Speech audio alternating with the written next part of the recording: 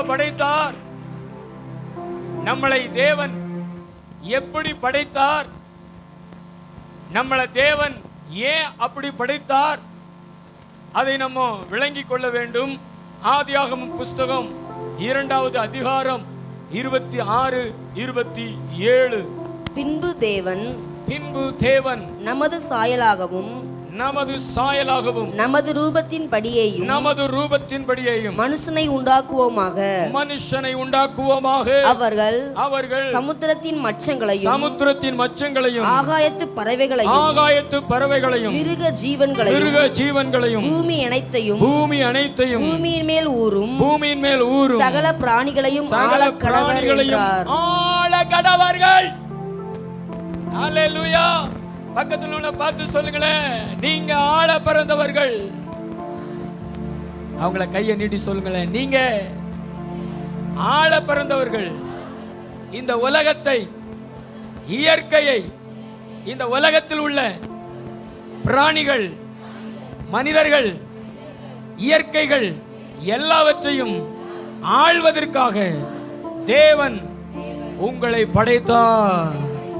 அதற்காக எப்படி படைத்தார் என்றால், சொல்லுங்க, அதற்காக எப்படி படைத்தார் என்றால், அவருடைய சாயலாகவே, அவருடைய ரூபத்தின்படியே ஆண்டவர் நம்மளை படைத்தார். கரங்களை தட்டி ஆண்டவருக்கு நன்றி சொல்லுங்க. ஆண்டவருடைய சாயல் என்ன சிஸ்டர்? ஆண்டவருடைய சாயல் என்ன? அவர் இருக்கிறவராகவே இருக்கிறார்.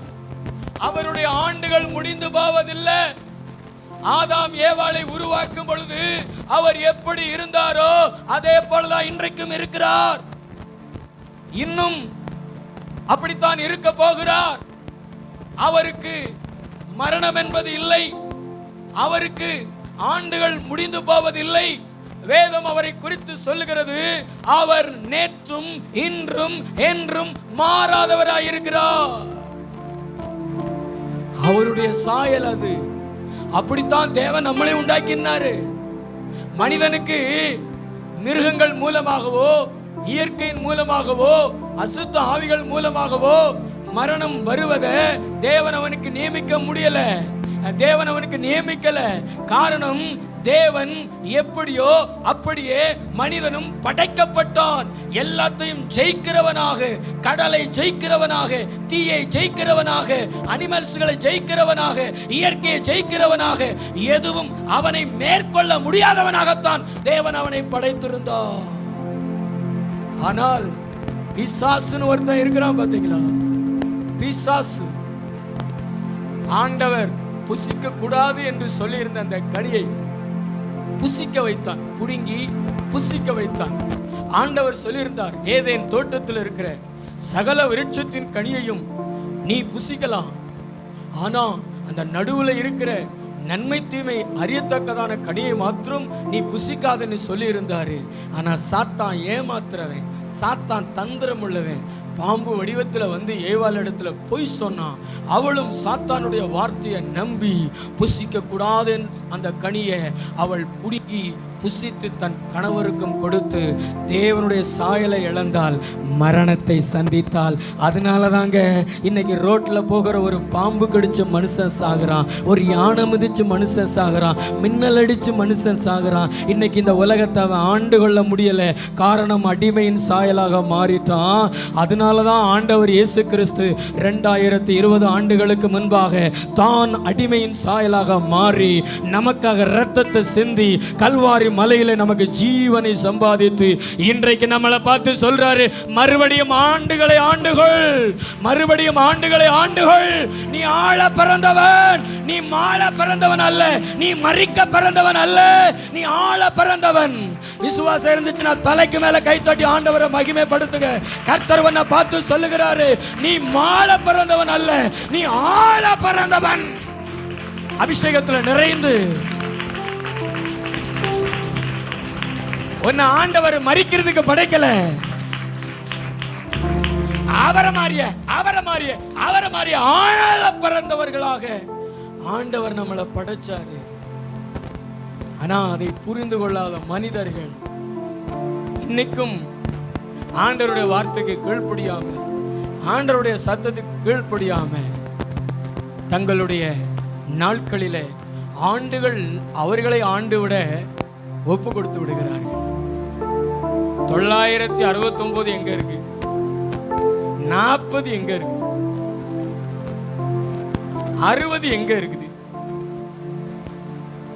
இந்த மனுஷனுங்க ஆண்டவரை கஷ்டப்படுத்தி தான் ஆயுள குறைச்சிக்கிட்டானுங்க. ஆதியாகமம் 6வது அதிகாரத்துக்கு முன்னாடி நூற்றுக்கணக்கான ஆண்டுகள் மனுஷனுக்கு. 600 ஆண்டுகள், 700 ஆண்டுகள், 800 ஆண்டுகள், 900 ஆண்டுகள். ஆனா ஆதியாகமம் 6வது அதிகாரத்துக்கு வந்தபோது மனுஷர்கள் புசித்தல், குடித்தல், பெண் கொடுத்தல், பெண் எடுத்தல் இதுல ஈடுபட்டாங்க. தேவனை தேடல, தேவனை வேண்டாம்ட்டான். 600 ஆண்டுகள், 900 ஆண்டுகள்னா எத்தனை கல்யாணங்கள் முடிச்சானுங்களோ. மனுஷகுமாரத்திகள் சௌந்தரியம் உள்ளவர்கள் என்று கண்டு அவர்களுக்குள் பெண்ணை தெரிந்து கொண்டார்கள். மாம்சத்தில் பலவான்களானார்கள், புகழ் பெற்றிருந்தார்கள். இதைத்தான் இயேசு கிறிஸ்து புதிய ஏற்பாட்டில் சொல்றார். நோவா காலத்துல பூமி பாவத்தினால நிறைந்திருந்தது, பூமி கொடுமையினால நிறைந்திருந்தது. காரணம் என்ன அப்படின்னா, அவன் புசித்தல், குடித்தல், பெண் கொடுத்தல், பெண் எடுத்தல் இதுல தான் அவனுடைய நாட்களை செலவழிச்சான், சிந்தைகளை செலவழிச்சான். அதனால பூமி கொடுமையினால நிறைந்திருந்தது. நான் ஜலப்பிரளயத்தினால அழிக்க போறேன்னு சொல்லி நோவா கூட ஆண்டவர் பேசி, நோவாவையும் அவனுடைய மனைவி பிள்ளைகளையும் குடும்பத்தையும் மட்டும் காப்பாற்றி விட்டு மற்றவங்களெல்லாம் ஜலத்தினால அழிச்சு போட்டாரு. அப்பதான் ஆண்டவர் சொல்றாரு, மனுஷனுடைய என்னுடைய ஆவி போராடுவது இல்லைன்னு சொல்லிட்டு ஆண்டவருக்கு அவங்க மனஸ்தாபத்தை உண்டாக்குனதுனால ஆயுள் நாட்களை 120 குறைச்சிட்டாரு. எவ்வளவு குறைச்சிட்டாரு? 120. மோசையின் காலத்துல பாத்தீங்கன்னா இஸ்ரவேல் ஜனங்கள் அதை விட ஆண்டவருக்கு மனமடி உண்டாக்கி 80 ஆக்கிட்டார் கர்த்தர். முதல்ல ஒரு மனுஷனுடைய ஆயுள் நாட்கள் 91வது சங்கீதத்தில் இருக்கும் நினைக்கிறேன், 90வது சங்கீதத்தில் இருக்கும். வாசிங்களேன். எங்கள் ஆயுசு நாட்கள் எத்தனாவது வசனம்? 10 வசனம். 90 10. எங்கள் ஆயுசு நாட்கள் 70 வருஷம். 70 வருஷம். பலத்தின் மிகுதியால் 80 வருஷமா இருந்தாலும் அதன் மேன்மையானது வருத்தமும் சஞ்சனமுமே. அது சீக்கிரமாய் கடந்து போகிறது, நாங்களும் பறந்து போகிறோம். உமது கோபத்தின் வல்லமையையும் உமக்கு பயப்படத்தக்க விதமாய் உமது உக்கிரகத்தையும் அறிந்து கொள்ளுகிறவன் யார்? இல்ல 4 விரக்கடை ஆக்கினீர் அப்படின்னு இருக்கும்.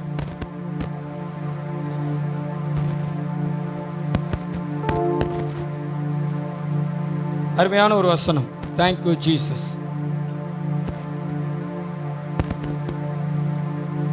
அந்த 4 விரக்கடை எப்படின்னு கவனிங்க. 120. இதான் 4 விரல்கள்.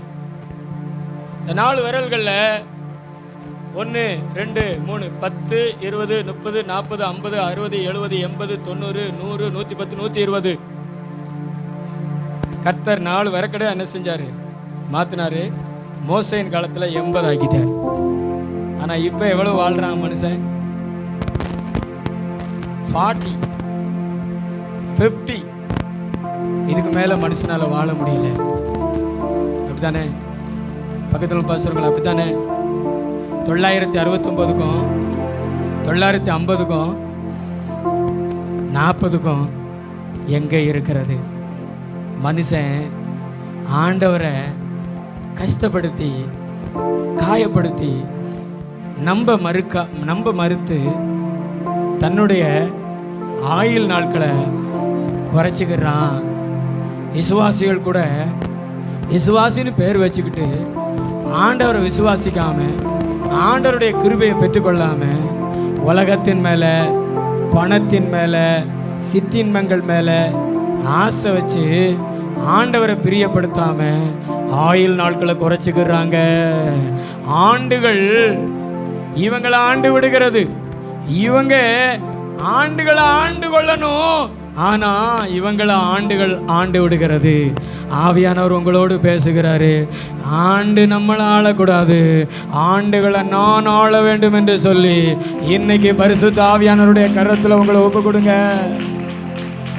நல்ல 2 கைகளை தட்டி, ஆண்டுகளை நான் ஆளணும். நான் சொல்லுது புரியுதா? ஆண்டுகளை நான் என்ன செய்யணும்? ஆளணும். ஆண்டு என்ன ஆண்டு மகிமை எடுத்துக்கொண்டிர கூடாது. தோற்றம், பிறப்பு, மறைவு 2020 அப்படின்னு எடுத்துக்கிற கூடாது. தோற்றம் மட்டும்தான் இருக்கணும். ஆனா மறைவு 2021 இல்ல, 2022 இல்ல, 2030 இல்ல. எத்தனை பேர் ஆண்டுகொள்ள விரும்புகிறீர்கள்? கை உயர மடங்கு பாருங்களேன். மெத்துசலாவின் தேவன் நம்முடைய தேவனாக இருக்கிறாரு. நோவாவின் தேவன் நம்முடைய தேவனாக இருக்கிறாரு. நிச்சயமாக நம்மளை ஆள வைப்பார். அதற்குத்தான் இந்த பூமியிலே அவர் மனுஷனாய் பிறந்து அவருடைய கடைசி சொட்டு இரத்தத்தை சிந்தி நமக்காக பலியானாரே, நமக்காக உயிர் கொடுத்தாரே, நமக்காக உயிர் தழுந்தாரே. இன்றைக்கு நம்மளை தேடி வந்திருக்கிறாரே. புதிய வருஷத்துல நமக்கு வாக்குத்தத்தம் கொடுத்திருக்கிறாரே. நீ என்னால் மறக்கப்படுவதில்லை வாக்குத்தத்தம் கொடுத்திருக்கிறாரே. இதெல்லாம் எதுக்கு தெரியுமா? உன்னை ஆள வைப்ப, ஆண்டுகளை ஆள வைப்ப.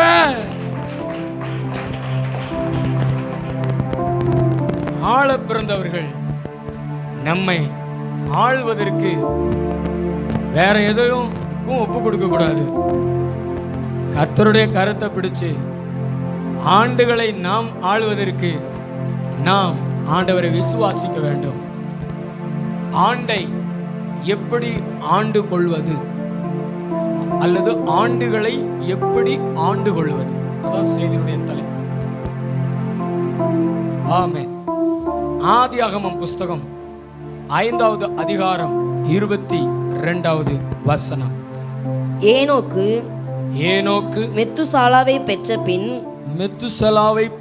300 வருஷம் தேவனோடு சஞ்சரித்துக் கொண்டிருந்து குமாரரையும் குமாரத்திகளையும் பெற்றான். ஏனோக்குடைய நாட்கள் எல்லாம் 365 வருஷம். ஏனோக்கு தேவனோடு சஞ்சரித்துக் கொண்டிருக்கையில் காணப்படாமல் போனான். தேவன் அவனை எடுத்துக்கொண்டார். மெத்துசாலா, நான் சொல்றத நல்லா கவனிங்க. மெத்துசலா 969 வருஷம் வாழ்ந்தார். ஏன் ஆண்டவர் அவருக்கு அவ்வளவு ஆயுள் நாட்களை கொடுத்தார்? ஆண்டுகளை ஆண்டு கொள்ளும்படி தேவன் கிருபை பாராட்டினார்.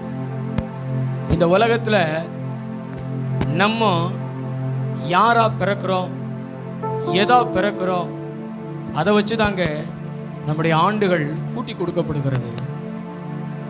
இந்த மெத்துசலா பிறந்தது எப்படி தெரியுமா? இந்த உலகத்துல பிறக்கிற மற்ற குழந்தைகளை போல பிறக்கல.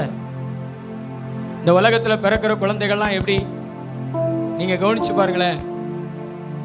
இந்த உலகத்துல பிறக்கிற குழந்தைகள்லாம் தகப்பனை பாசத்துல கட்டி இழுக்கும். ஒரு வாலிபனுக்கும் ஒரு வாலிப பிள்ளைக்கும் திருமணம் நிச்சயிக்கப்பட்டு திருமணம் நடக்கிறது. ஆனா 2 பேருமே கர்த்தரை நன்றாக தேடுகிறவர்கள், கர்த்தருக்கு ஊழியம் செய்கிறவர்கள், கர்த்தரை ஆராதிக்கிறவர்கள், கர்த்தருக்காக பிரயாசப்படுகிறவர்கள்.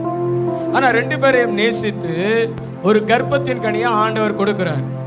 அந்த கர்ப்பத்தின் கனி பிறக்கிறதுக்கு முன்னாடி அவர்கள் ஆண்டவரை நல்லா ஆராதிச்சிருப்பாங்க, நல்லா தொழுது கொண்டிருப்பாங்க, ஆண்டவருக்காக ரொம்ப பிரயாசப்பட்டிருப்பார்கள். ஆனா அந்த குழந்தை பிறந்த பின்பு பார்த்தீங்கன்னா அந்த குழந்தைய பார்க்க ஆரம்பிச்சிருவாங்க. அந்த குழந்தை சிரிக்கிறது, அந்த குழந்தை விளையாடுறது, இதெல்லாம் பார்த்த உடனே அந்த குழந்தையை விட்டு அவங்களால பிரிய மனது இருக்காது. அந்த குழந்தைய இருக்க பிடிச்சுக்கிடுவாங்க. அந்த குழந்தையும் அவங்கள இருக்க பிடிச்சுக்கிறோம். யார் இடத்துல விடாது? தேவனிடத்துல விடாது. அப்படித்தானே? ஆனா மெத்துசலா அப்படி இல்ல. மெத்துசலா அப்படி இல்ல. ஏனோக்கு அவங்க அப்பா 65 வருஷம் ஆச்சு. இந்த மெத்துசலா பிறக்கிறாரு. இந்த மெத்துசலா பிறந்த பின்பு 300 வருஷம் தேவனோடு சஞ்சரித்து தேவனோடு எடுத்துக்கொள்ளப்பட்டார் ஏனோக்கு. அப்படி என்றால் இந்த குழந்தை இந்த உலகத்தில் இருக்கக்கூடிய குழந்தைகளை போல பிறக்கல, இது குழந்தையாகவும் பிறக்கல. இது எப்படி பிறந்தது அப்படின்னா அதனுடைய பேர் அர்த்தத்திலே நம்ம பார்க்கலாம். எப்படி அதனுடைய அர்த்தம் என்ன அப்படின்னா மேன் ஆஃப் எ டர்ட் அப்படிங்கிற வார்த்தை கொடுக்கப்பட்டிருக்கிறது. Man of a dart. அந்த டர்ட் அப்படின்னா அம்பு, வில் அம்பு விடுவாங்க பாத்தீங்களா, அந்த அம்பு. அந்த அம்பாக அவர் பிறந்தார். அதாவது மனித ரூபத்துல ஒரு அம்பாக பிறந்தார். அந்த அம்பினுடைய நோக்கம் என்ன அப்படின்னா அது சுயமா செயல்படாது, சுய இஷ்டத்தின்படி செயல்படாது. நம்ம 127வது சங்கீதத்தில் நம்ம வாசிக்கலாம், பிள்ளைகள் கர்த்தரால் ஒரு சுதந்திரம், கர்ப்பத்தின் கனி அவரால் கிடைக்கும் பலன், பால வயதினுடைய குமாரர் பலவான் கையில் உள்ள அம்புகளுக்கு ஒப்பாயிருக்கிறார்கள் என்று.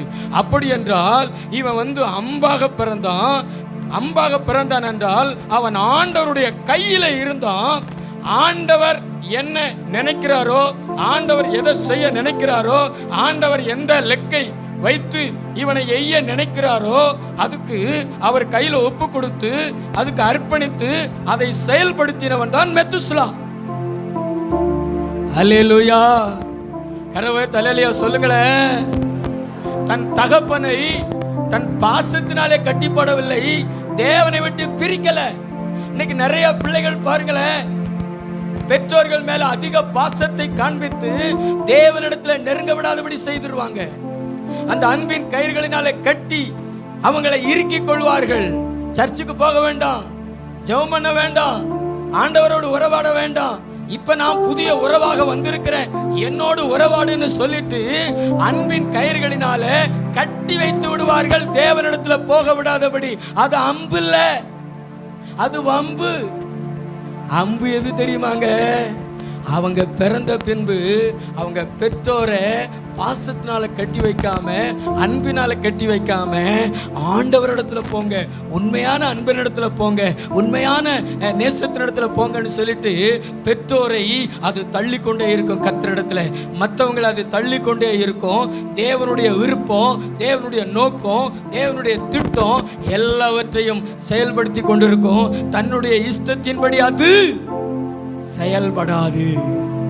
கரங்களை ஒரு தலையிலையா சொல்லுங்களேன், சத்தத்தை ஒரு தலையிலையா சொல்லுங்களேன், பக்கத்தில் உள்ள பார்த்து சொல்லுங்களேன்.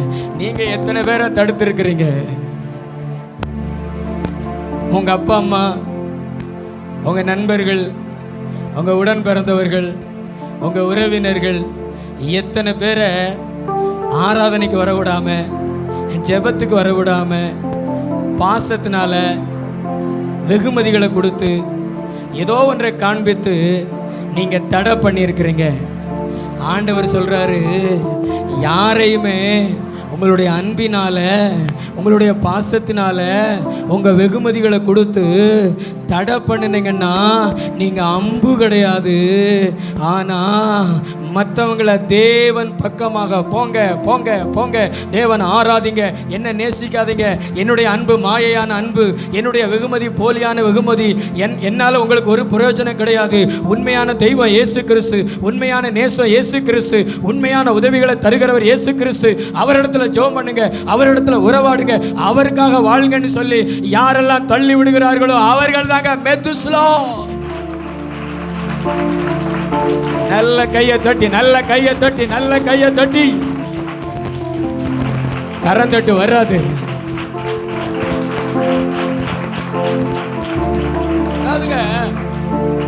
தேவனிடத்துல வருவதற்கு நீங்க யாரையும் தடை பண்ணினீங்கன்னா தேவன் உங்களை ஆசீர்வதிக்க மாட்டார். ஞாயிற்றுக்கிழமை ஃபங்க்ஷன் வச்சு உறவினர்களை சர்ச்சுக்கு போக விடாம எங்க ஃபங்க்ஷனுக்கு வா, இல்லைன்னா உன் வீட்டுக்கு நாங்கள் வரமாட்டோம் அப்படி சொல்லி மிரட்டுவாங்க. அதாவது சர்ச்சுக்கு போகக்கூடாது, நீ என்னத்தான் நேசிக்கணும், நீ என் மேலதான் பிரியமா இருக்கணும், நான் உன் பிள்ளை, நீ எனக்கு அம்மா, நீ எனக்கு அப்பா, நீ எனக்கு சித்தி, நீ எனக்கு சித்தப்பா, நம்ம எல்லாம் ஒன்று போல இருப்போம், அப்படின்னு நீ நினைச்சீனா கர்த்தர் உன்னை சீக்கிரமா தூக்கிடுவார். அல்லேலூயா. நான் உன் வயித்துல பிறந்தது உண்மைதான், நீ எனக்கு சொந்தக்காரன் உண்மைதான், அதெல்லாம் இருக்கட்டும். ஆனா முதல்ல கர்த்தரை போய் தேடு, கர்த்தர் இடத்துல ஜெபம் பண்ணு, கர்த்தரை நேசி, கர்த்தரோடு உறவாடு. மற்றபடி என்ன நேசின்னு சொல்லி யாரு அவங்கள கர்த்தரிடத்துல தள்ளுகிறார்களோ அவர்களை ஆண்டவர் எடுக்க மாட்டாருங்க.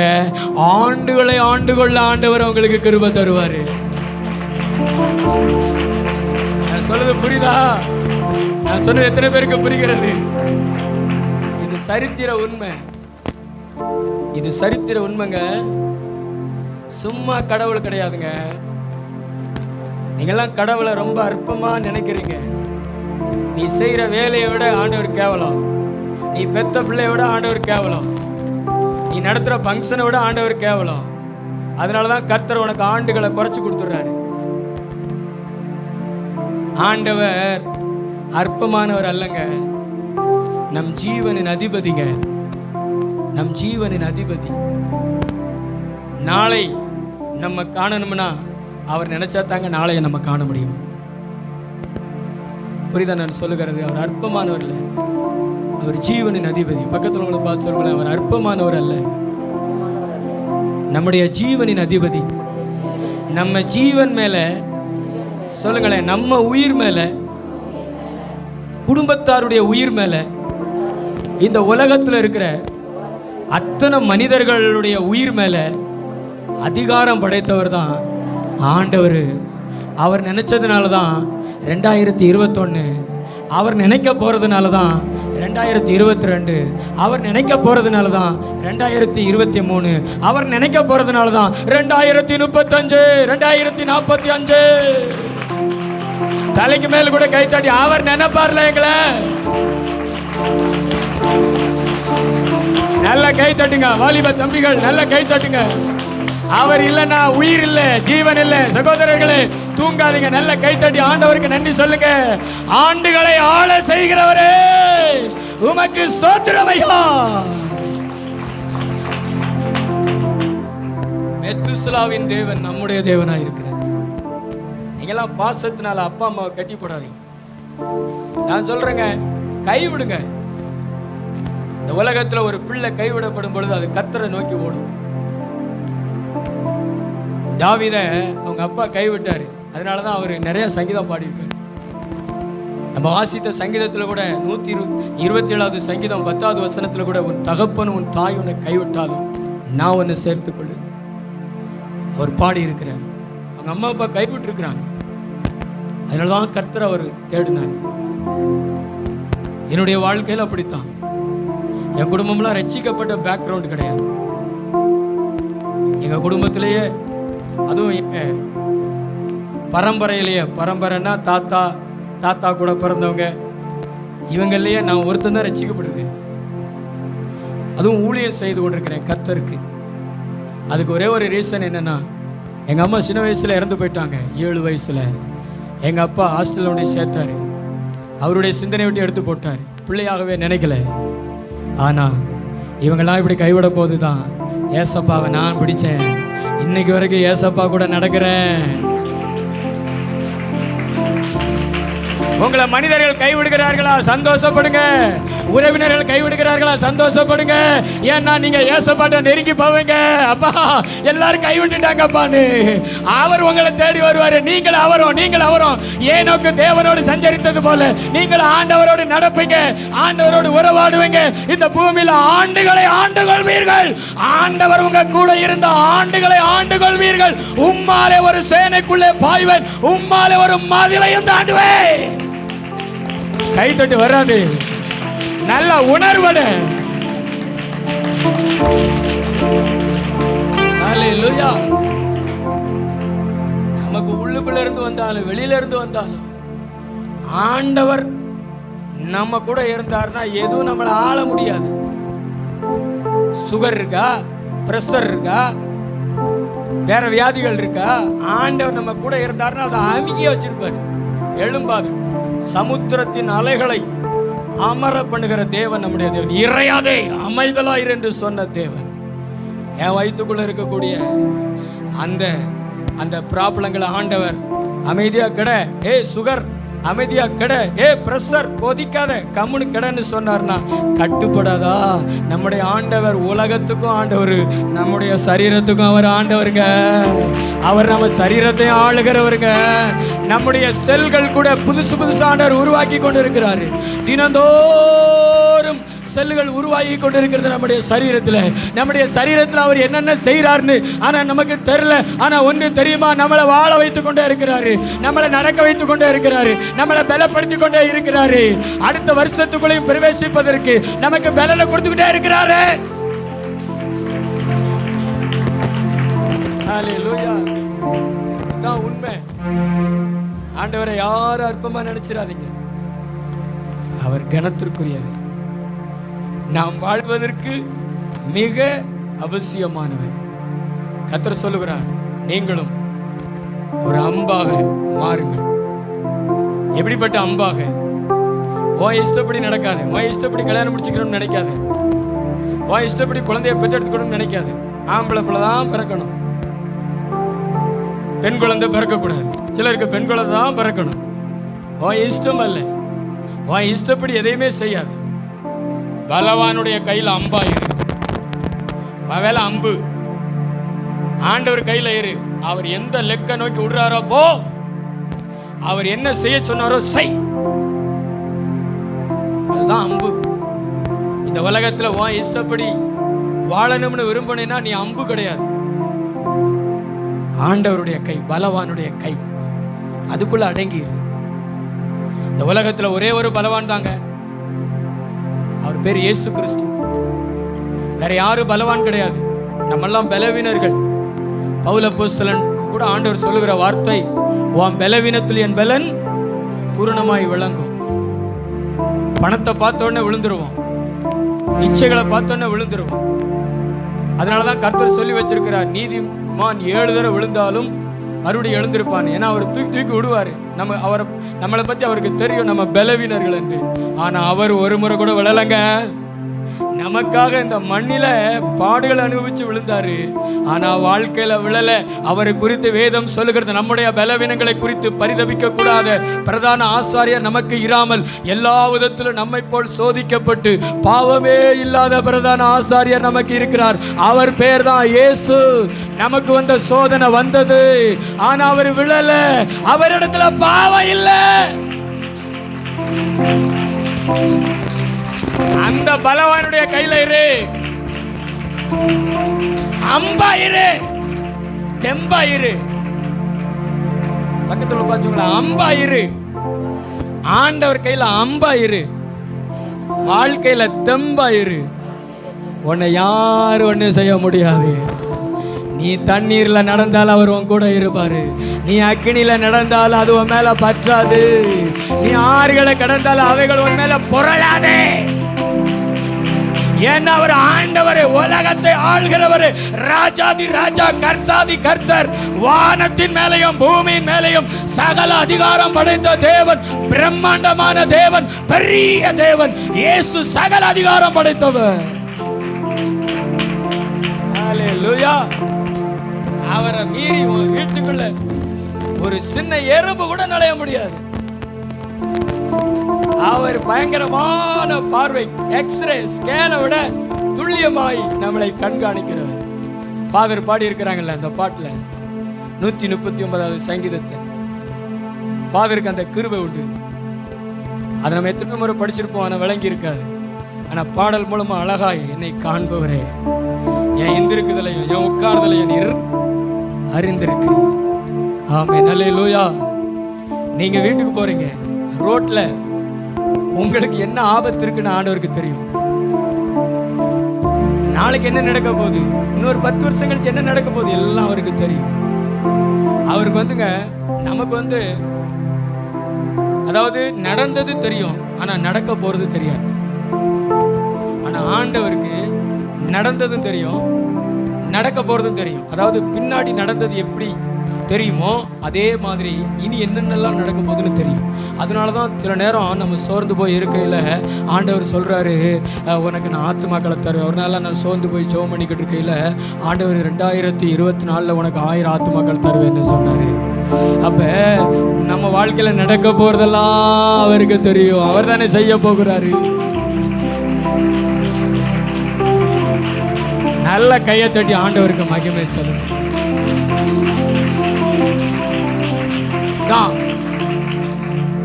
தேவனுடைய விருப்பத்தை நிறைவேற்றணும். வாலிப பிள்ளைகளை கர்த்தர் சொல்றார், கர்த்தர் கையில் அம்பாயிரு, வாழ்க்கையில தெம்பாயிரு, இஷ்டப்படி அலையாது. பக்கத்துல பார்த்து சொல்லுங்க, கர்த்தர் கையில் அம்பாயிரு, வாழ்க்கையில தெம்பாயிரு, இஷ்டப்படி செய்யணும்னு நினைக்காது. கர்த்தர் என்ன சொல்றாரோ அதை மட்டும் செய், நீ நல்லா இருப்ப. நான் சொல்றது விளங்குச்சா? எத்தனை பேருக்கு ஆமேன் சொல்லுவீங்க? எத்தனை பேர் ஆமேன் சொல்லுவீங்க? சத்தமா ஒரு ஆமேன் சொல்லுங்களேன். இரண்டாவது ஒரு காரியத்தை வேகமாய் வாசியுங்கள். 2 ராஜாக்களின் புஸ்தகம் 13:15-17. எலிசா அவனை பார்த்து வில்லையும் அம்பையும் பிடியும் என்றான். அப்படியே வில்லையும் அம்புகளையும் பிடித்துக் கொண்டான். அப்பொழுது அவன் இஸ்ரவேலின் ராஜாவை நோக்கி உம்முடைய கையை வில்லின் மேல் வையும் என்றான். அவன் தன் கையை வைத்தபோது எலிசா தன் கைகளை ராஜாவுடைய கைகள் மேல் வைத்து கிழக்கே இருக்கிற ஜன்னலை திறவும் என்றான். அவன் அதை திறந்தபோது எலிசா எய்யும் என்றான்.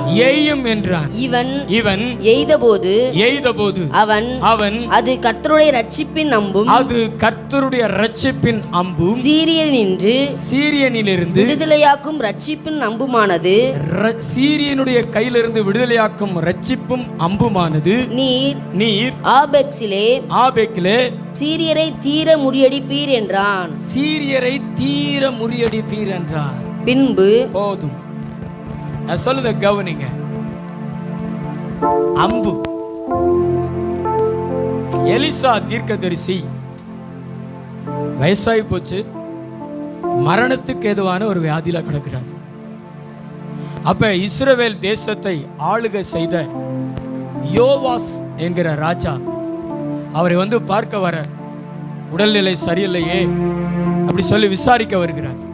அப்படி வரும் பொழுது அவர் அழுகிறார், என் தகப்பனே இஸ்ரவேலுக்கு குதிரையும் ரதமுமாய் இருந்தவரே என்று அழும் பொழுது இந்த எலிசா தீர்க்கதரிசி அவர் கையில் இருந்த வில்லையும் அம்பையும் எடுத்து அதை அந்த சன்னலை துறக்க சொல்லி அந்த அம்பு மேல அந்த வில்லு மேல கையை வைக்க சொல்றாரு. கையை வைக்க சொல்லி இதை விடும் அப்படி சொல்றாரு. விட்டுட்டு சொல்றாரு, இது இரட்சிப்பின் அம்பு, சீரியரை தீர முறியடித்து உம்முடைய ஜனங்களை ரட்சிக்கும் அம்பு அப்படி சொல்றாரு.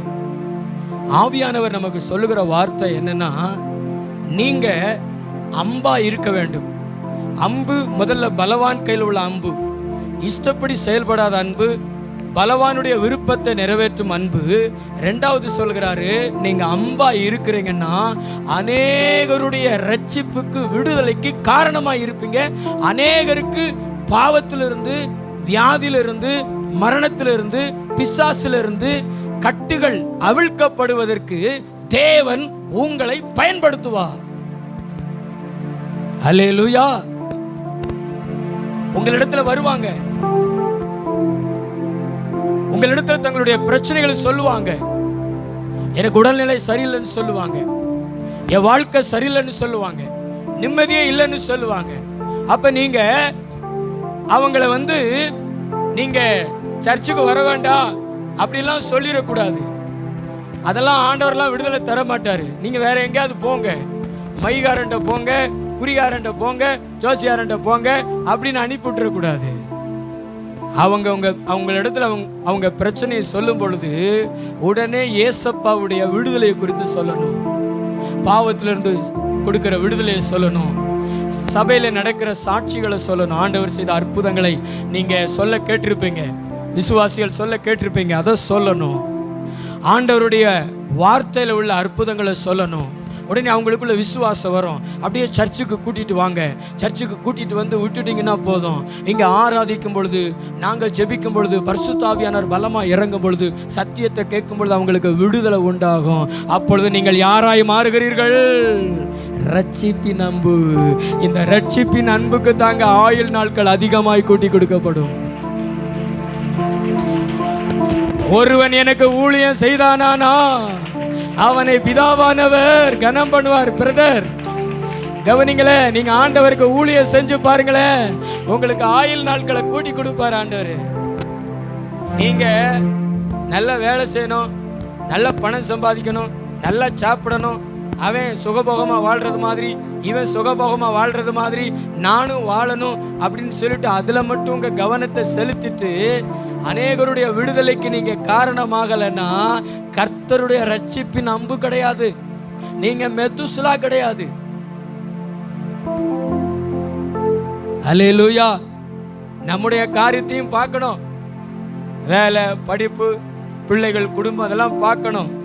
இன்னொரு பக்கம் தேவனுக்கு ஊழியம் செய்யணும். அநேகருடைய ரட்சிப்புக்கு காரணமா இருக்கணும். உங்கள் மூலமா அநேகர் இயேசப்பாவை அறிஞ்சு விக்கிரக ஆராதனையிலிருந்து விடுவிக்கப்பட்டிருக்கணும், பேயிலிருந்து விடுவிக்கப்பட்டிருக்கணும். நீங்க அவங்களுக்காக பிரயாசப்படணும், முயற்சி பண்ணணும். வாங்க சர்ச்சுக்கு வாங்க அப்படி சொல்லி முயற்சி செய்யணும். நீங்க நினைக்கிறீங்க ஊழியம் செய்யறதுனால ஒரு பிரயோஜனம் இல்லைன்னு. நான் சொல்றேங்க, ஊழியம் செய்கிறதுனால தான் கர்த்தர் உங்களுக்கு இதுவரைக்கும் ஆயுள் நாட்களை கூட்டி கொடுத்து கொண்டிருக்கிறாரு.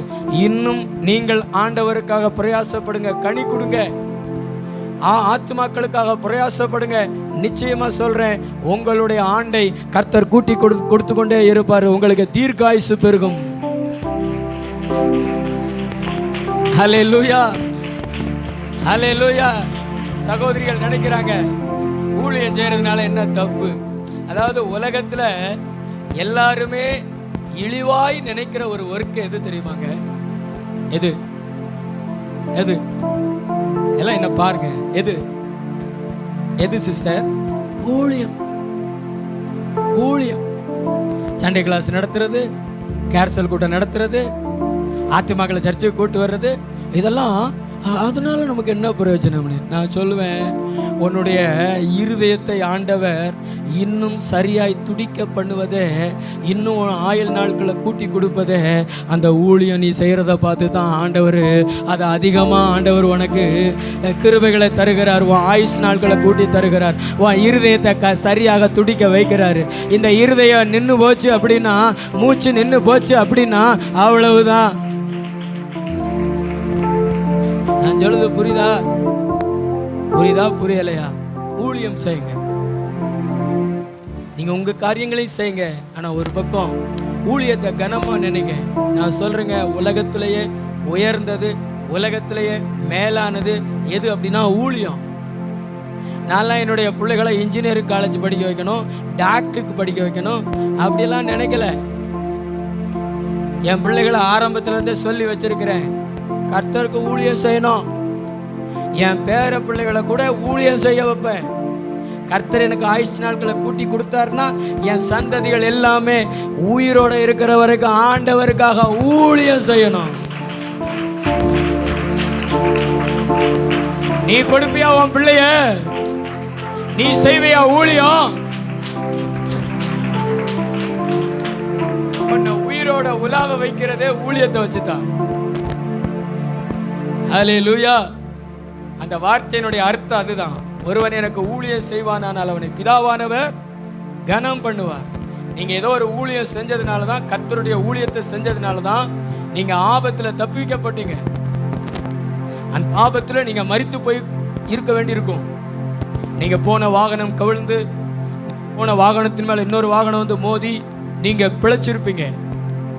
ஆனா அந்த தீர்க்காயுசு, அந்த பாதுகாப்பு, அந்த கிருபைகள் உங்களுக்கு கிடைத்தது எதனால இருக்கும்னா, நீங்க யோசிச்சு பார்த்தீங்கன்னா ஊழியம் செஞ்சிருப்பீங்க ஆண்டவருக்கு. நான் சொல்றேன், இன்னும் ஊழியம் செய்யுங்க. பக்கத்துல பார்த்து சொல்லுங்களேன், இன்னும் ஊழியம் செய்யுங்க. ரட்சிப்பின் அம்பா மாறுங்க, ரட்சிப்பின் அம்பா எழுமுங்க. மெத்துசலாவை போல அம்பாக எழும்புங்க. நிச்சயமா ஆண்டுகளை ஆண்டு கொள்வீர்கள், ஆண்டுகளை ஆண்டு கொள்வீர்கள். நல்ல கைத்தட்டி ஆண்டவருக்கு நன்றி சொல்லுங்க. நல்ல கைத்தட்டி ஆண்டவருக்கு நன்றி சொல்லுங்க. ஊழியம் செய்யறதுனால நீங்க குறைஞ்சு போகல. ஆமா, நீங்கெல்லாம் ஊழியம் செஞ்சதுனாலதான் பிரதர், நீங்கெல்லாம் ஊழியம் செஞ்சதுனாலதான். ஊழியத்தை நிறுத்தாதீங்க, அதை விட தீவிரமா செய்யுங்க. பால் எபினேசர் அவரெல்லாம் உலகத்தை விட்டு போயிருக்க வேண்டியவர். சில செகண்ட் அதுல ஆண்டவர் அவரை காப்பாற்றினார்.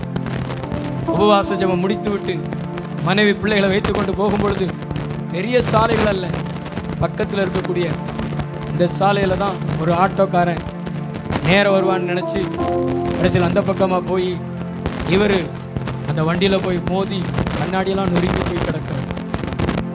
நடந்த காரியம், பின்னாடி பிள்ளையை கையில் வைத்திருந்த சகோதரி கீழே விழுந்து பிள்ளை அப்படியே பறந்துச்சான். இவர் அதில் மோதி முகமெல்லாம் காயம், அப்படியே வலிப்பு மாதிரி கூட வந்துருச்சான். முகரூபமே தெரில. சில செகண்ட். ஆனால் அவர் செய்த ஊழியம் தான் அன்னைக்கு அவரை காப்பாற்றினது. பக்கத்தில் இருந்த ஒரு சகோதரர் ஓடி வந்து பார்த்தார். அவருக்கு அடையாளம் தெரில. ஆனால் அவருடைய மனைவியை பார்த்து, ஓ இவரா அப்படின்னு சொல்லிட்டு அவருடைய காரை வேகமாக எடுத்துகிட்டு வந்து அங்கே கொண்டு போய் அங்கே டாக்டரமாக இருந்தாங்க.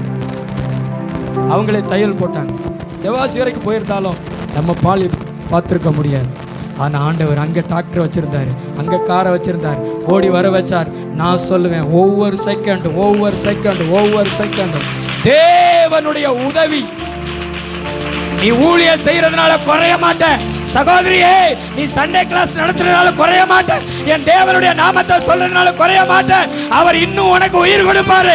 விசுவாசத்தின நல்ல தலைக்கு மேல கை தட்டி, ஓ நான் உனக்கு ஊழியம் செய்வேன் ஐயா சொல்லு. வாயை திறந்து ஊழியம் செய்வேன் ஐயா, என் பிள்ளைகளை ஊழியம் செய்ய வைப்பேன் ஐயான்னு சொல்லு. மெத்துசலாவா இருப்பேன், அம்பாக இருப்பேன், ரட்சிப்பின் அம்பாக இருப்பேன் சொல்லு. குறைய மாட்டேன். நீ ஊழியம் செய்யறதுனால உன்னை உன் பிள்ளைகளையும் குறைய விட மாட்டாரு. எவன் எழுப்பி வந்தாலும் கர்த்தர் முறியடிப்பாரு, உனக்கு ஜெயம் தருவார். ஆண்டுகளை ஆண்டு கொள்வாய். இந்த புதிய வருஷத்துல கர்த்தர் உனக்கு கொடுக்கிற வார்த்தை அதுதான். ஊழியம் செய், அற்பமா பார்க்காத. இத உனக்கு கவர்மெண்ட்டுக்கு ஒரு அழைப்பு வருது, கவர்மெண்ட் வேலைக்கு ஒரு அழைப்பு வருது, தட்டி விடுவியா? அடுத்த மாசம் செஞ்சுக்கிறேன், தட்டி விடுவியா? ஒன்னு அதுக்குள்ள தூக்கிட்டாருன்னா என்ன செய்ய? ஆண்டவர் ஊழியத்தை அப்படி வேண்டாம், அப்ப செஞ்சுக்கிறேன், இப்ப செஞ்சுக்கிறேன். அற்பமானதா ஊழியம்? இல்ல இல்ல. இதுக்காக டாக்டர்கள் வேலையை விட்டுட்டு வராங்க, இன்ஜினியர்கள் வேலையை விட்டுட்டு வராங்க, யாரோ வேலையை விட்டுட்டு வராங்க, கோடீஸ்வரங்க வராங்க. இதுதான் உண்மையான உயர்ந்த வேலை. ஊழியம் உயர்ந்த வேலை, ஊழியம் உயர்ந்த வேலைன்னு சொல்லி. ஆனா நீ இந்த கிராமத்துல இருக்கிற, உனக்கு அதனுடைய மதிப்பு தெரியல. கர்த்தர் இன்னைக்கு உன் கூட பேசுறாரு. உன் பிள்ளைய பைபிள் காலேஜுக்கு அனுப்பு, ஊழியம் செய்ய வை. ஊழியம் செய்ய வை. நல்லா ஊழியம் செய்ததுனாலதான் உயிரோடு இருக்கிறேன். எப்பயே சுத்து போயிருப்பேன். கர்த்தரை நான் உயிரோட வச்சிருக்கிறேன். யோசேப்பை உயிரோட வச்சது மாதிரி ஊழியத்தை அற்பமா நினைக்காதுங்க. ரட்சிப்பின் அம்பா மாறுங்க. மெத்துசலா அம்பு, அதுபோல நீயும் அம்பா மாறு. கடைசியா ஒரே ஒரு வசனத்தை மட்டும் சொல்றேன். 2 ராஜாக்களின் புஸ்தகம் 9:24-26. யெகூ தன் கையால் வில்லை நாணேற்றி அம்பு யோராமுடைய நெஞ்சிலே உருவி புறப்படத்தக்கதாய், அம்பு யோராமுடைய நெஞ்சிலே உருவி போகத்தக்கதாக அவன் புயங்களின் நடுவே எய்தான். அதனால் அவன் தன் ரதத்தில் சுருண்டு விழுந்தான். அப்பொழுது யெகூ 26 வாசிங்க. நேற்று நாபோத்தின் இரத்தத்தையும் அவன் குமாரரின் இரத்தத்தையும் கண்டோம் அல்லவா என்றும், அவனுடைய குமாரரின் இரத்தத்தையும் கண்டோம் அல்லவா என்று, இந்த நிலத்தில் உனக்கு நீதியை சரிக்கட்டுவேன் என்றும் அப்பொழுது கர்த்தர் சொன்னாரே, இப்போதும் அவனை எடுத்து கர்த்தருடைய வார்த்தையின்படியே இந்த நிலத்தில் எரிந்து போடு என்றார். நான் சொல்றத நல்லா கவனிங்க, ரொம்ப முக்கியமான ஒரு காரியம். நிமிர்ந்து நான் சொல்கிறத நல்லா கவனிங்க. ஆகாப் ராஜா இஸ்ரவேல் தேசத்தை ஆளுகை செய்கிறார். அவருடைய மனைவி பேரு எசபேல். அவ பொம்பளையே கிடையாது, பொம்பளை உருவத்தில் உலாவி வந்த பேய். இன்னைக்குமே நிறைய பொம்பளை உருவத்தில் பேய் உலாவும். புருஷனை ஆட்டி படைக்கிறவர்கள், புருஷனை தன்னுடைய கண்ட்ரோலுக்குள்ள கொண்டு வருகிறவர்கள், புருஷனை அவங்க நடத்துவாங்க. அதான் எசபேல் ஆகு. கணவர் செத்தும் பல ஆண்டுகள் கழித்தும் சீடி சிந்து கண்ணு ஈட்டு எகு வரும்பொழுது அப்படி எட்டி பார்த்தாலாம். ஏசபேல் அப்படின்னாலே கற்பில்லாதவள்னு அர்த்தம், விபச்சாரி, பில்லி சூனியக்காரி. நிறைய தீர்க்கதரிசிகளை கணவருடைய அதிகாரத்தை பயன்படுத்தி கொலை செஞ்சுட்டா. அவள் இஸ்ரவேல் தேசத்து பெண் இல்லை, அவள் புறஜாதி பெண். அழகை பார்த்து ஆகாப் கட்டி அலக்களிக்கப்பட்டது தான் மிச்சம். எலியா தீர்க்கதரிசியின் காலத்தில் 950 பாகால் தீர்க்கதரிசிகளை எழுப்பினால், எத்தனையோ தீர்க்கதரிசிகளை பட்டயத்தினால் கொலை செய்தால், எலியாவையும் கொலை செய்ததற்கு தேடினால் கர்த்தர் அவரை காப்பாற்றி அவரை ஊழியத்தில் பயன்படுத்தினார். அந்த மாதிரி ஒரு பெண். நடக்கிற காரியம் என்ன அப்படின்னா, அரண்மனைக்கு பின்னாடி ஒரு தோட்டம். அதாவது நிறைய பேருக்கு பார்த்தீங்கன்னா நிறைய சொத்து சுகம் இருந்தாலும் அந்த கொஞ்சோண்டு மேலே ஆசை வரும். அது மாதிரி இந்த ஆகாப் ராஜாவுக்கு ஒரு ஆசை. அவனுடைய அரண்மனைக்கு பின்னாடி நாபோத் என்கிற ஒரு நீதிமான், கர்த்தருடைய பிள்ளை, அவனுக்கு ஒரு தோட்டம் இருந்தது. அவங்க தாத்தா அவங்க அப்பா விவசாயம் பண்ணதை பரம்பரை விவசாயம் பண்ணிக்கிட்டு இருக்கிறான். ஆனால் ஒரு நாள் அதை பார்த்த உடனே இந்த ஆகாப்புக்கு ஆசை, ஒரு கீரை தோட்டமாக வச்சுக்கலாமே, ஒரு கொல்லைப்புறமாக வச்சுக்கலாமே அப்படி சொல்லிட்டு அவன்கிட்ட போய் கேட்குறான். அவர் சொல்கிறாரு, ஐயா இது எங்கள் பரம்பரையாக நாங்கள் இதை விவசாயம் பண்ணிக்கிட்டு வரோம், இதை நான் கொடுக்கக்கூடாது அப்படின்னு அவன் சொன்ன உடனே இந்த ஐயா ஆகாப் என்ன செஞ்சார் அப்படின்னா, வீட்டுக்கு வந்த உடனே உட்காந்து முனைச்சிக்கிட்டு உட்காருவாங்க. பார்த்தீங்களா, முனைப்பு கேள்விப்பட்டிருக்கீங்களா? சாப்பிட மாட்டாங்க, பேச மாட்டாங்க. நிறைய இடங்கள்ல பொம்பளைங்க தான் முனைச்சிட்டு உட்காருவாங்க. சேலை வாங்கி கொடுக்கல, அல்வா வாங்கிட்டு வரல, பூ வாங்கிட்டு வரல அப்படி சொல்லி. ஆனால் இங்கே ஆகாப் ராஜா வந்து உட்காந்துருக்கு. உடனே பொங்கி எழுந்தா ஏசப்ப, என்னங்க ஆச்சு உங்களுக்கு? உடனே அவர் சொல்றார், நம்ம பின்னாடி இருக்கிற அந்த தோட்டத்தை அவனிடத்துல கேட்டேன், நான் கொடுக்க மாட்டேன்ட்டான். நாளைக்கு இன்னும் உங்க கையில் இருக்கும் அது அப்படி சொல்லிட்டு அந்த நாபோத் இருக்கிற இடத்துக்கு அவங்க ஊருக்கு உபவாச ஜெபம் அப்படின்னு கூறுங்க 2 பேரும் அனுப்புறா. உபவாச ஜெபம்னு கூறி எல்லாரும் மூப்பர்கள் எல்லாரும் கூடி வரும் பொழுது அந்த கூட்டத்தில் இந்த நாபோத்து மேலே 2 பொய்ச்சாட்சியை சாட்டுங்க, அந்த பொய்ச்சாட்சிகளை ஏற்படுத்தி அவன் மேலே குற்றம் சாட்டுங்க, உடனே தீர்ப்பு சொல்லுங்க, கல்லெறிஞ்சு கொள்ளுங்க அப்படின்னு ஏசபேல் சொல்லிட்டு. அதே மாதிரி உபவாச ஜெபம்னு கர்த்தருடைய அதிகாரத்தை எவ்வளோ கேவலப்படுத்துகிறாங்க, கர்த்தருடைய நாமத்தை எவ்வளோ கேவலப்படுத்துகிறா பாருங்களேன். உபவாச ஜெபம்னு சொல்லி அந்த ஊரில் கூட்டப்படுகிறது. நாபோத்து அழைக்கப்படுகிறாரு. அந்த கூட்டத்தில் 2 பொய்ச்சாட்சிகள் எழும்புறாங்க, நாபோத்து மேலே குற்றம் சாட்டுறாங்க, கல்லெறிஞ்சு அவனை கொண்டுறாங்க. ஆனால் அந்த சமயத்தில் தீர்க்கதரிசியின் மூலமாக கர்த்தர் சொல்கிறாரு, இந்த நாபோத்தினுடைய ரத்தத்துக்கு நான் நீதியை சரி கட்டுவேன்னு. அதை யார் கேட்டுக்கிட்டு இருந்தா? யெகூவும் அவருடைய சேனாதிபதியும். அதை இப்போ யெகூ ராஜாவாயிட்டாரு, ஆகாபு செத்து போயிட்டாரு, அவருடைய மகன் யோராம் ராஜாவா இருக்கிறாரு. ஆனால் கர்த்தர் யெகூவை அபிஷேகம் பண்ண பின்பு யெகூ நேர அரண்மனைக்கு போறாரு. அரண்மனைக்கு போகும்போது யோராமின் இடத்துல யெகூ வாரான் அப்படின்னு சொன்ன உடனே இவர் சமாதானத்துக்காக 2 பேரை அனுப்புறாரு. உடனே அவங்கள அவர் வேலைக்கு விட்டுட்டு சமாதானமெல்லாம் கிடையாது அப்படின்னு சொல்லிட்டு பின்னாடி போங்கிறாரு. இன்னொருத்த வரான், பின்னாடி போன்னு சொல்றாரு. பிற ஒரு ஜாமக்காரன் வரான், பின்னாடி போ அப்படின்னு சொல்றாரு. உடனே யோராம் பார்த்தா நம்ம போய் சமாதானப்படுத்துவோம்னு வாரான். ஆனால் அவர் சமாதானமெல்லாம் கிடையாதுன்னு சொல்லிட்டு வில் அம்பை எடுத்து அப்படி நேர அவனுடைய இருதயத்துக்கு அந்த சென்டர் பாயிண்ட்ல அப்படி குறி வச்சு விட்டாரு. விட்ட உடனே அந்த அம்பு இங்கே பாஞ்சு இங்கே ரத்தம் வெளியே அம்பு வெளியே வந்த உடனே அவன் அப்படியே சாஞ்சான். உடனே சேனாதிபதி சொல்றாரு, நாபோத்து ரத்தம் சிந்தினால அவன் தோட்டத்தில் தூக்கி போடு அப்படின்னு சொல்லிட்டு நீதியை சரி கட்டுவேன்னு சொன்னார்ல, கர்த்தர் நீதியை சரி கட்டிட்டாரு அப்படி சொல்லி ஆண்டவரை மகிமைப்படுத்தினார்கள். அல்லேலூயா. குறிப்பா சொல்றேன், உங்களை பார்த்து சொல்றாரு, நீங்க அம்பா இருக்கணும்னா நீதியை நடப்பீங்க, நியாயத்தை நடப்பீங்க. நீங்க நீதி செய்யுங்கள், மற்றவங்களுக்கு நீதி செய்யுங்கள், நீதியை பேசுங்கள், நீதியாக வாழுங்கள். அதாவது இச்சகம் பேசாதீங்க, முகத்தை பார்த்து பேசாதீங்க. ஒரு திக்கத்தவனுக்கு, ஒரு வாய் பேச இயலாதவனுக்கு, அநீதி இழைக்கப்படுகிற ஒரு மனிதனுக்கு நீங்க நீதி செய்யுங்க, அவனுக்காக பேசுங்க. இன்னைக்கு சொந்தக்காரம்னு சொல்லிட்டு அவனுக்காக பேச வருவார்கள், இன்னும் ஜாதிக்காரம்னு சொல்லிட்டு அவனுக்காக பேச வருவார்கள். அநீதியை கூட, அதாவது நீதியை கூட அநீதியாக மாற்றி, அதாவது அநீதிக்காக வருவார்கள். நீதியை நடப்பிக்காமல் அநீதிக்காக வருவார்கள். அவன் அநீதி செஞ்சிருப்பான், ஆனால் அப்படியே நீதியாக மாற்றுவார்கள். ஆனா ஆண்டவர் சொல்றாரு, அப்படி செய்தேனா நீ அம்பு கிடையாது.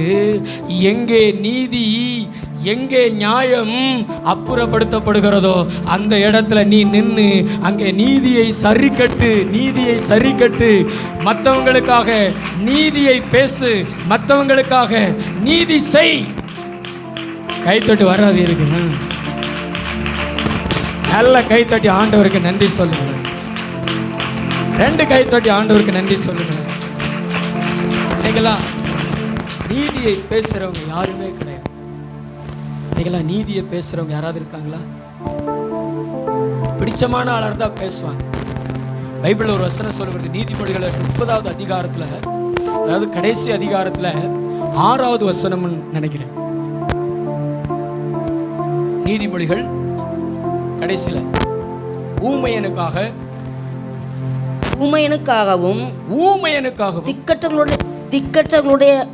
திக்கற்ற எல்லாருடையக்காகவும், நல்ல வாசிங்க சார், திக்கற்றவர்கள் எல்லாருடையக்காகவும், நியாயத்துக்காகவும் உன் வாயை திறந்து நீதியாய் நியாயம் தீர்த்து சிறுமையும் எளிமையும் ஆனவனுக்கு நியாயம் செய். நியாயம் செய்.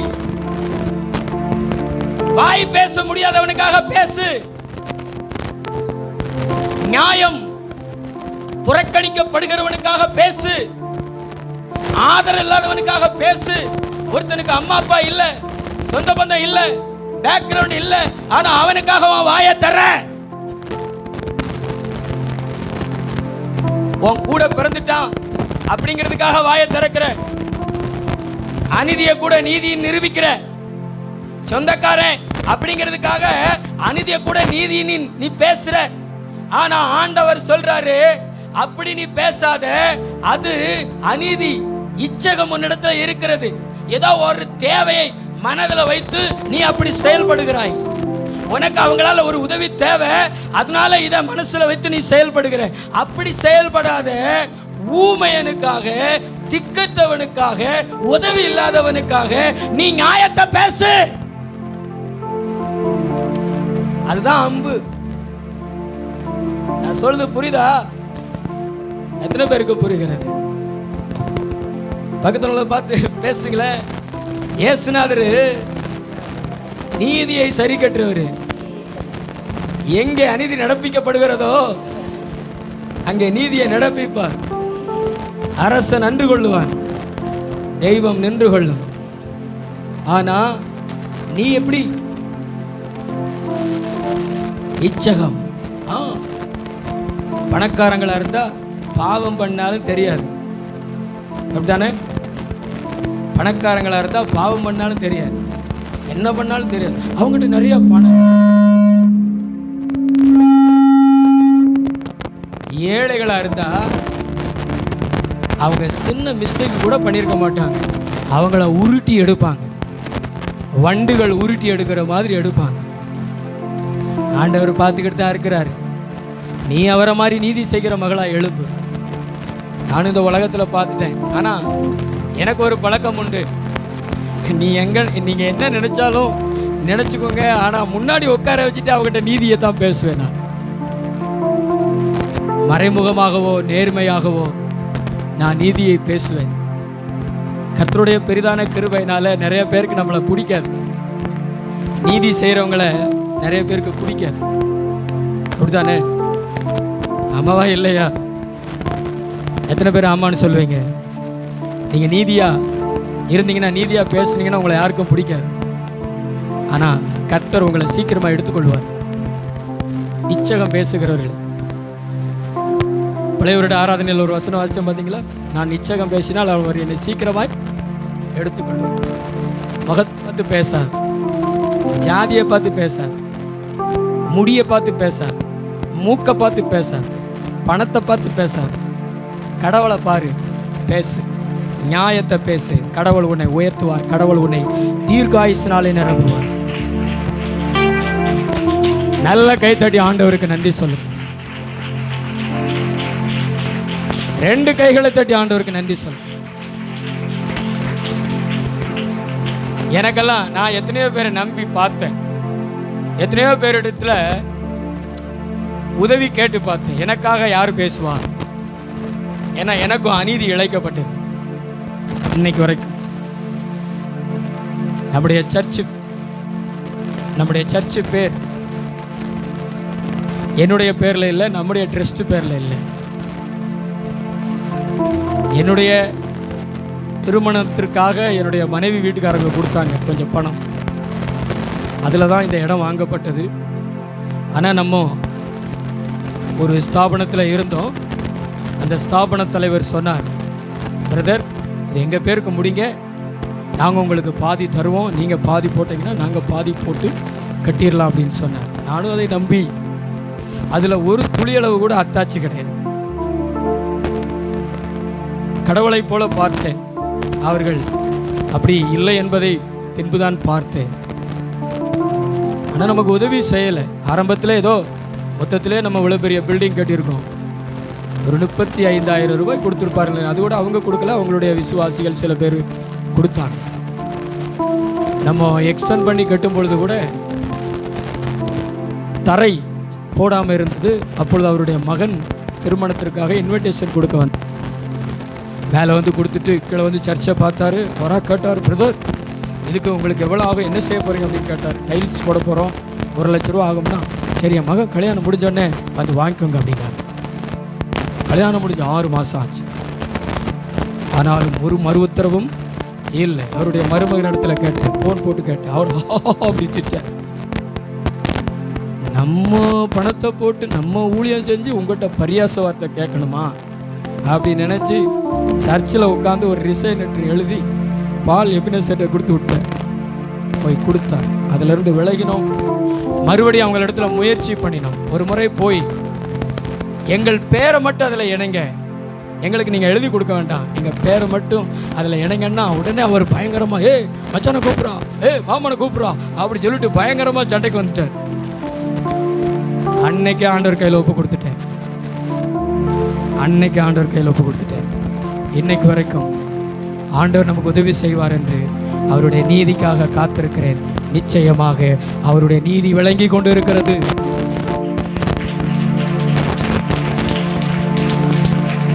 நம்ம விசுவாச சகோதரர்கள் போய் நீதியை பேசுவாங்கன்னு பார்த்தா அவர்கள் அங்கே ஜாலியாய் பேசிவிட்டு வந்து அதுக்கு பிறகு எதையுமே பேசலை.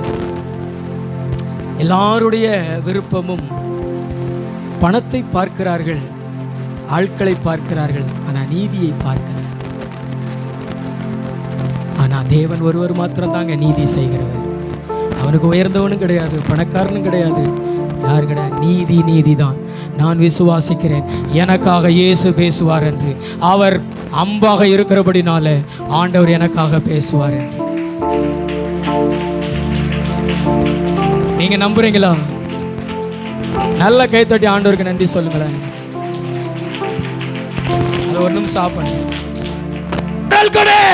ஆண்டவர் உனக்கு ஆண்டுகளை ஆள கிருபை தருவார். விசுவாசித்தா தலைக்கு மேல கூட கைத்தட்டி யெகோவா தேவன் உனக்கு இருக்கிறார் என்பதை மறந்துடாத. நீதி செய்கிற தேவன் உனக்கு இருக்கிறார் என்பதை மறந்துடாத. நீயும் நீதி செய். இந்த பூமியில நீதியை, நியாயத்தை நடப்பி. ஆட்களுக்காக பேசாது, பணத்துக்காக பேசாது. உண்மையை பேசு, மற்றவங்களுக்கு உதவி செய். சிலர்லாம் வாய் பேச முடியாதவங்க இருப்பாங்க, சிலர்லாம் வாயில வடை சுடுவாங்க, ஆனா சிலரால பேச முடியாது. அந்த மாதிரி லிஸ்ட் தான் நான். நமக்கு பேச தெரியாது. இந்த பிரசங்கத்துல பேசுறல்ல, வேற யார்ட்டையும் முகமுகமாய் சண்டை போட்டு எனக்கு பழக்கம் கிடையாது, பேசி பழக்கம் கிடையாது. ஆனால் எனக்காக பேசுகிற ஒரு தேவனை நான் நம்பி இருக்கிறேன். அவர் நீதி உள்ள தேவன், சீக்கிரத்தில் எனக்கு நியாயம் செய்வார். நீங்க நம்புறீங்களா? எத்தனை பேர் நம்புறீங்க? உன்னுடைய உள்ளத்தை நீதி உள்ள உள்ளமாக மாற்று மகளே, உன்னுடைய உள்ளத்தை நீதி உள்ள உள்ளமாய் மாற்று. அதுதான் அம்பு, அதுதான் அம்பு. லெத்துஸ்லா, நீதி செய்கிற அம்பு, ரட்சிப்பின் அம்பு, தேவனுடைய விருப்பத்தையும் தேவனுடைய எண்ணங்களை நிறைவேற்றுகிற அம்பு. நீங்க அப்படி எழும்புங்க, கடவுள் உங்களை ஆசீர்வதிப்பார். கண்களை மூடி நம்ம ஜெபிக்கலாம். கர்த்தருடைய பந்திக்கு நம்ம ஆயத்தப்படுவதற்கு முன்பாக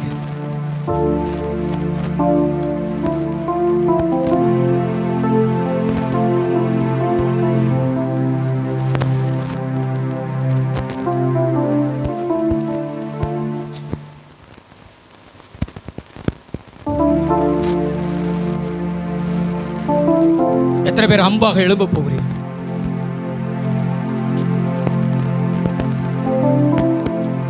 கைகளை உயர்த்திக்காம உங்க கையில இருப்பேன் ஏசப்பா, நான் ஊழியம் செய்வேன் ஏசப்பா, நீதி செய்வேன் ஏசப்பா. எத்தனை பேர் சொல்லுவீங்க? ஊமையனுக்காக பேசுவான் ஆண்டவரே, திக்கற்றவனுக்காக பேசுவான் ஆண்டவரே, வாயை திறப்ப ஆண்டவரே, அநீதி நடக்கிறத பார்த்துக்கிட்டு சும்மா இருக்க மாட்டேன். அப்படி எத்தனை பேர் சொல்லுவீங்க? ரெண்டு கைகளை உயர்த்தி காமிங்க. உங்க மேல ஒரு அபிஷேகம் வருகிறது. அக்கிரமத்தை வெறுத்து நீதியை விரும்பினதினாலே என் தோழரை பார்க்கலும் என்னை ஆனந்த தைலத்தினால் அபிஷேகம் பண்ணினார் என்று எபிரேயர்ல சொல்லப்பட்டிருக்கிறபடி இப்பொழுது நீதியை விரும்புகிற அநேகர் மேல் அவருடைய அபிஷேகம் வருகிறது. அநேகர் மேல் அவருடைய அபிஷேகம் வருகிறது. அநேகர் மேல் அவருடைய அபிஷேகம் வருகிறது. அநேகர் மேல் அவருடைய அபிஷேகம் வருகிறது. அநேகர் மேல் அவருடைய அபிஷேகம் வருகிறது. பெற்றுக்கொள் மகளே, நீதியை பேசு. இனி நீதியை பேசு. இச்சகம் பேசாத, முகத்தை பார்த்து பேசாத. அக்கினி அபிஷேகம் வருகிறது. ராபோஜன பந்திக்குள்ள பிரவேசிக்கிறதுக்கு முன்னாடி அவருடைய நீதியை பெற்றுக்கோ, அவருடைய நியாயத்தை பெற்றுக்கோ, நியாயத்தை நடப்பி கர்த்தருடைய பந்தியில